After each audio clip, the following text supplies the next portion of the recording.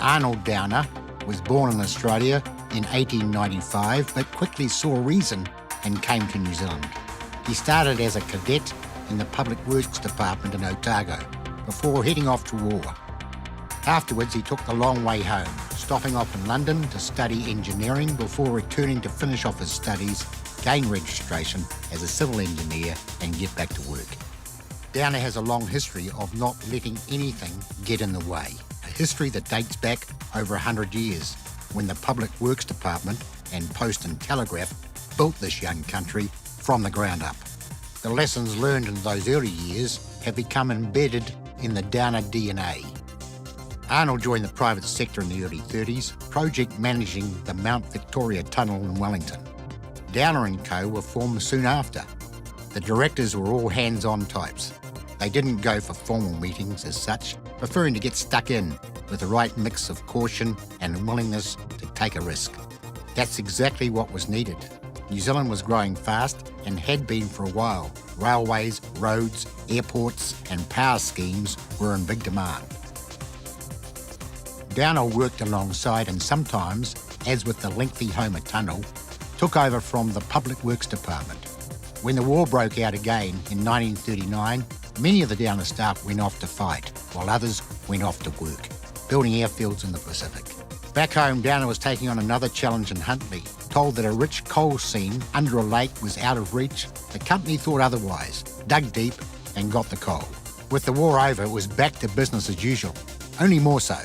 Downer's reputation was huge, equalled only by its ingenuity and resourcefulness.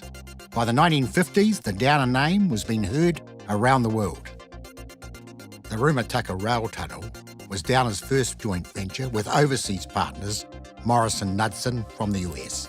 Pushed through in record time, the tunnel's opening in 1955 suddenly cut the travel time from Wellington to Featherston by over half. Around the same time, in the South Island, the Roxburgh Dam was proving damn tricky to build, with overseas contractors battling tight deadlines and difficult conditions and getting bogged down. To get the project moving again, Prime Minister of the day, Sidney Holland, approached Downer to take over. Downer did, and through a combination of good luck and even better management, completed the project on schedule, to much fanfare.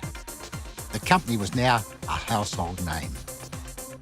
In the 60s, Downer took time to refocus. Arnold Downer stepped down as managing director, and the company looked to expand into industrial-scale construction.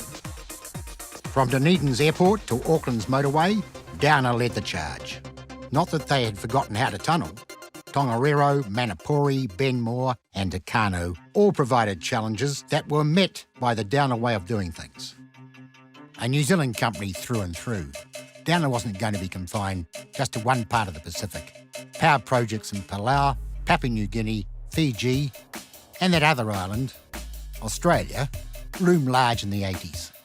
Back home, Muldoon's Think Big was on the go and Downer was involved in several key projects, turning 50 in 1983 with a workforce of 1,200 and an annual turnover of nearly 150 million. Downer was feeling justifiably proud. Later in the decade, as Rogernomics took hold, Downer's parent company found itself part of Briley Investments. The shape of the company was changing. By the 1990s, Downer was looking quite different, slimmer for a start. With the local market still constrained as a result of the share market crash, the commercial core of the company went offshore to Hong Kong, where the construction sector was enjoying a growth spurt. And not long after, back in New Zealand, the Ministry of Works was up for sale. Downer bought it, along with the Australian mining firm Roche Brothers. It's game on in both countries.